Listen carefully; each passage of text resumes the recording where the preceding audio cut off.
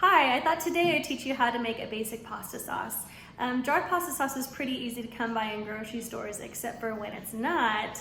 And then it's really nice to get to have your own recipe just on hand. I like to use this as like a really quick lunch or something that we use for dinner for just basic pasta or even sometimes a pizza. So we'll get right into how we make our pasta sauce. All right, so first, just in case you haven't really done this in a long time or you just haven't ever done it, here's how we kind of prep our garlic. I smash it with the back of or the side of my knife, and I just peel off the skins. If you don't smash it, it can be kind of tricky to get them off. Sometimes I'll even kind of use my palm to get these skins off, and then I just kind of set that off to the side.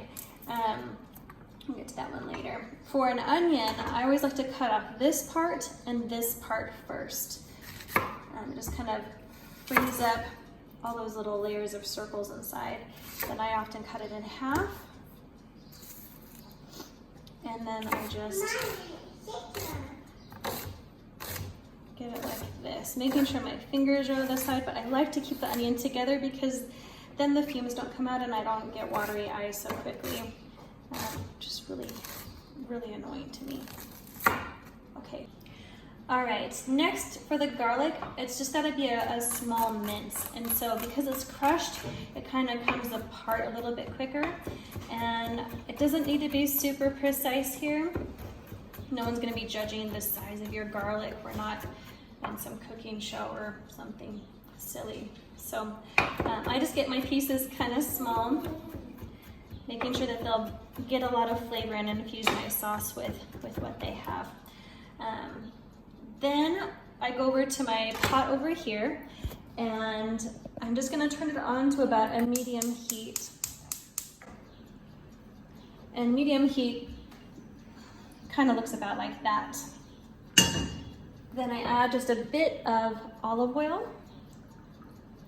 And I'm gonna let that heat up for just a few minutes, and then I'll add my garlic and onion. Next, I cook up my onions, and I'm trying to get them just a little bit translucent here. We're just trying to get out some of the sting and get a little bit of their sweetness coming out. So they're a bit fragrant, they're a little bit glossy, kind of translucent. And then once that's done a little bit, then I'm gonna add my garlic. All right, my garlic is in. I'm just kind of stirring it around and getting it so that it becomes fragrant. And not too long with this. I'm just gonna let my onions simmer here for a couple minutes so I can make sure that they're nice and soft. And then I'm going to just add a bit of, they call it crushed tomatoes here, but really it's more like a tomato sauce when you really open it up. I have some bit of extra from the other day when I was cooking something else. I'm gonna add that in too, just to give myself a larger quantity. All right, so as you can see, there's kind of a little bit of a caramely color that's getting to these onions. So I'm gonna add my sauce here. And then I'm gonna add a little bit of water as well, just to kind of loosen it up. All right, next I like to add maybe a little less than or about a tablespoon of honey. Tomatoes have a bit of acidity in them, and so it really helps to make this sauce not so bitter and acidic tasting. You can use any type of sweetener you like, really, but I choose honey just because that's kind of nice and natural and tastes good. All right, next we've got a little basil plant, and so I really like to use this fresh basil for our pasta sauce. So what I do is I kind of layer it up right there, and I just cut it into little strips like this.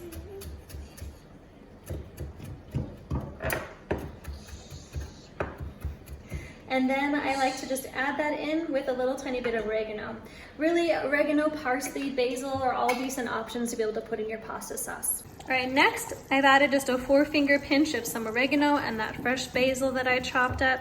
And we're just kind of simmering our sauce right now. We also need to make sure we get in a bit of salt. So I take about a little 4 or 5-finger pinch of salt. And you really need to kind of just taste it as you go to make sure that it's salted properly. I'll get a couple grinds of some pepper, and then we'll let it sit there. All right, now I've turned my sauce down to low. We're no longer on a medium heat.